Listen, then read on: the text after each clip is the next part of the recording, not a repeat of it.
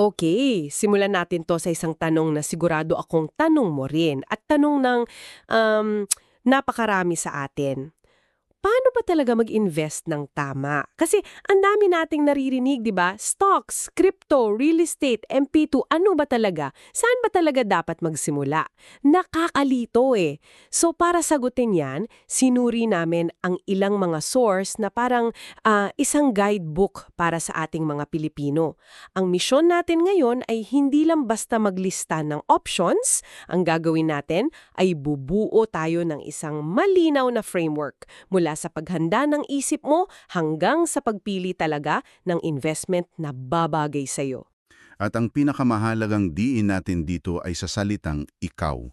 Kasi ang layunin natin ay hindi lang sabihin na, oh, dito mo ilagay ang pera mo. Ang mas malalim na goal natin ay tulungan kang maintindihan kung bakit mo pipiliin ang isang bagay over sa isa. Titingnan natin yung iba't ibang options, yung mga panganib, at kung paano ka makakabuo ng isang plano na akma sa buhay mo, sa pangarap mo, at sa kung paano ka natutulog sa gabi. Gusto ko yan. Yung kung paano ka natutulog sa gabi. Okay, so bago pa tayo tumalon sa mga kumikinang na investment, sisabi sa mga source natin na may pundasyon muna. Sabi nga, ang pag-i-invest daw, hindi ito get-rich-quick scheme. Disiplina daw to at long-term commitment. So ano ba yung mga unang bloke na yan? May dalawang napakahalagang block. Unang-una, yung pag-alam sa goals and time horizon mo. Napakasimple pakinggan, pero dito lahat nagsisimula.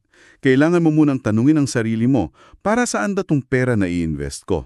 Para ba sa retirement na 20 or 30 years from now? O para sa down payment ng bahay in 5 years? O baka para lang sa travel fund mo next year? Yung sagot mo dyan, yun ang magdidikta sa lahat. Kasi kung pang-travel lang next year, hindi mo pwedeng ilagay sa isang bagay na pwedeng bumagsak bigla. Tama? Eksakto. Magkaiba yung sasakyan para sa maikling biyahe at para sa long distance. Ganon din sa investment. At dyan napapasok yung pangalawang block. Ito siguro yung pinaka-underrated na financial advice sa lahat. Yung emergency fund. Sabi sa source, kailangan mo ng 3 to 6 months ng expenses mo nakaipon. At dapat buo na to bago ka pa mag-invest. Ito yung laging sinasabi pero laging tinatalon kasi parang hindi exciting. Pero bakit ba talaga siya non-negotiable? Bakit kailangan unahin? Kasi ang emergency fund, yung financial safety buffer mo. Isipin mo ha, kung walang ganito, tapos biglan may emergency, nawalan ng trabaho, may nagkasakit, saan ka kukuha ng pera? Mapipilit kang i-withdraw yung investment mo. Kahit palugi. Kahit palugi. At may mas malalim pa yung epekto. Ano yon? Sa isip mo. Kapag may emergency fund ka, nakakapag-invest ka ng may kapayapaan ng isip, hindi ka nanginginig sa bawat pagbaba ng market kasi alam mong hindi mo kailanang galawin yan. So ang lohika dito, simple lang. Bago ka sumabak sa investment risk, kailangan mo munang ayusin ang life risk. Malinaw yun. So, protektado na yung life risk mo, may goals ka na, ngayon harapin mo na yung investment risk. Diyan napapasok yung sinasabi sa source tungkol sa pagkilala sa sarili, di ba? Size fits all na investment eh. Lahat yan nakadepende sa tinatawad na risk tolerance mo. At ayon sa ating sources, may 3 pangkalahatang profile. Hindi lang to tungkol sa pera, tungkol to sa psychology mo, sa ugali mo. Parang personality test para sa pera. Sige, ano-ano yung mga yon? Una, yung tinatawag na conservative. Sila yung mga taong ang priority talaga, capital preservation. Mas gusto nila yung seguridad kesa sa malaking kita. Ang mahalaga, hindi mababawasan yung principal. Okay lang maliit ang tubo, basta sigurado. Sila yung tipong hindi makakatulog pag nakita nilang pula yung portfolio nila. Eksakto. At delikado yan kasi dyan nangyayari yung panic selling. So kung ganyan ka, walang masama doon. Ibig sabihin para sa'yo talaga yung conservative options. Ngayon, ang ikalawa naman ay yung moderate. Ito yung balanse. Handa kang tumanggap ng konting risk para sa mas mataas na potential return. Naintindihan mo na may pag-alon talaga ang market. Sila yung medyo kinakabahan pag bumabagsak pero kaya nilang tiisin, hindi sila agad-agad magbebenta. Tama. At ang pangatlo, syempre yung aggressive. Ito yung mga handang sumugal sa mas mataas na risk kasi ang habol nila yung pinakamataas na posibleng kita. Sila yung kahit bumagsak ng 50% yung investment, hindi lang sila hindi nagpapanik, baka bibili pa sila lalo. Long term kasi ang tingin. Wow, okay. Gusto ko yung pagkakahati-hati na yan, parang menu. So kung kilala ko na ang sarili ko bilang isang conservative na ayaw ng sakit ng ulo, ano yung mga pwedeng pagpilian? Magandang analogy yan. Para sa mga conservative, may tatlong mainam na option. Una, paborito ng marami. Pag-ibig MP2. Sinasabi nga sa source, isa to sa best entry investments para sa Pinoy. Kasi government-backed, so mataas ang seguridad, at tax-free yung dividends. Anong catch? Ang catch, nakalak ang pera mo for 5 years. So hindi ito para sa perang baka kailanganin mo anytime soon. Pangalawa sa menu, yung mga high-interest digital banks, yung mga Maya, CIMB at iba pa. Ayon sa source, ito yung pinakamadaling paraan para lumago yung pera mo habang accessible pa rin siya. Perfecto para sa emergency fund. So yan yung pinaka-flexible sa lahat? Oo. At pangatlo, yung retail treasury bonds or RTBs. Dito, parang nagpapautang ta sa gobyerno. May fixed interest kang matatanggap. Ito yung investment na pang safe and sure. Okay, very clear yon para sa mga ayaw ng gulo. Paano naman kung medyo handa na ko sa konting adventure? Anong nasa moderate risk na menu? Dito na papasok yung mga may potential for higher returns pero may kasama ng konting pag-aalon. Una dyan, mutual funds at UITFs. Kung gusto mong mag-invest sa market pero wala kang oras o kaalaman na pumili ng individual stocks, ito yung para sa'yo. May professional fund manager na namamahala ng pera para sa'yo. Sabi nga, perfect para sa taong gusto ng investing pero ayaw ng stress. So may expert na gumagawa ng trabaho para sa'yo, dyan mo na unang mararanasan yung pagtaas-baba ng market, pero hindi ikaw ang direktang mamimili. Eksakto. Ang isa pang mahusay na option dito, yung REITs or Real Estate Investment Trusts. Ito yung paraan para makapag-invest ka sa real estate nang hindi ka bibili ng lupa o kondo.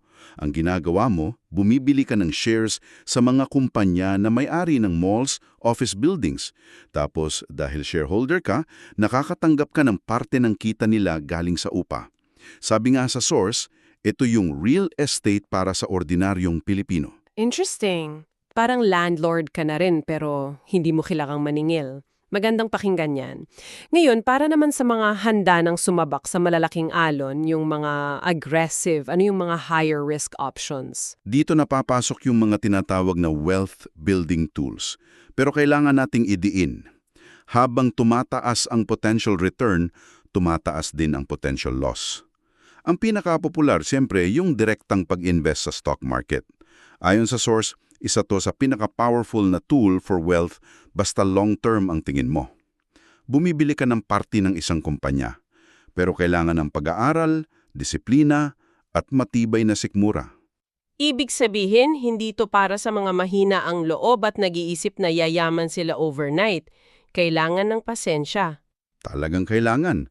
Sunod, business investment. Dito, ikaw ang may pinakamalaking kontrol. Pwede kang magtayo ng sarili mong negosyo. Ito raw ay one of the fastest ways to reach financial freedom if done wisely. Yung keyword dyan, wisely, kasi mataas din ang failure risk. At panghuli, ang pinaka-volatile sa lahat, crypto. Ito yung laging bukang bibig ng lahat.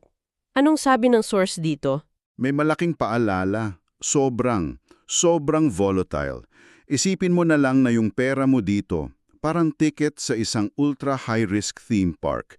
Pwedeng manalo ka ng malaki, pero mas malamang na masusuka ka lang sa ride. Kaya ang golden rule na binigay nila, only invest money you can afford to lose. Period. Wag na wag mong ilalagay dito ang pang-tuition o emergency fund mo. Okay, ang dami nating tiningnan. Parang buffet. no? Mula sa safe na salad hanggang sa maanghang na putahe ng crypto. Ngayon, paano natin to pagsasama-samahin? Buti na lang, nagbigay din ang source ng isang recommended investment path para sa mga beginners. Parang hagdanan. Oo, at napakaganda ng pagkakahagdanan nito. Very logical, step by step talaga. Ganito yung itsura. Step 1. Buuin muna ang iyong emergency fund. Gamitin ang high-interest digital banks. Yan ang pundasyon. Okay, pundasyon muna. Makes sense. Step 2. Pagkatapos niyan, pumasok ka sa low-risk growth. Dito na yung MP2 at RTBs.